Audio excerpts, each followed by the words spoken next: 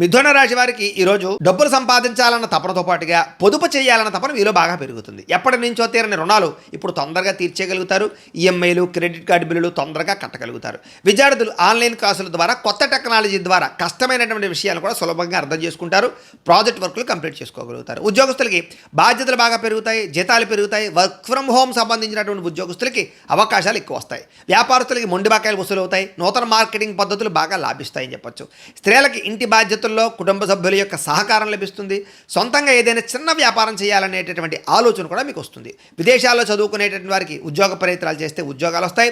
ఉద్యోగ వ్యాపారాల కోసం చేసే ప్రయాణాలన్నీ కూడా లాభదాయకంగా కనపడుతున్నాయి. ఇంటికి కావలసినటువంటి విలాసవంతమైనటువంటి వస్తువులు, ఎలక్ట్రానిక్ గాడ్జెట్స్, గృహోపకరణ వస్తువులు కొనుగోలు చేసుకోగలుగుతారు. కుటుంబంతో, పిల్లలతోటి సరదాగా తిరుగుతారు. అన్నదమ్ముల మధ్య, అక్క చెల్లెల మధ్య భూ వివాదాలు, ఆస్తి వివాదాలు పరిష్కారం అవుతాయి.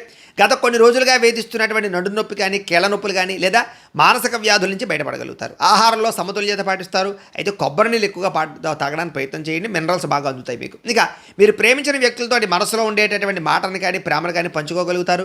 పెళ్లి సంబంధాల విషయంలో కూడా ఒక అడుగు ముందుకు వేసే పరిస్థితి కనపడుతుందని చెప్పొచ్చు. భార్యాభర్తలు ఇంటి బడ్జెట్ విషయంలోనూ ఇద్దరూ కలిసి చర్చించుకుని ఖర్చులు తగ్గించుకునే నిర్ణయాలు తీసుకుంటారు. భార్యాభర్తలు శారీరకంగా కలుస్తారు.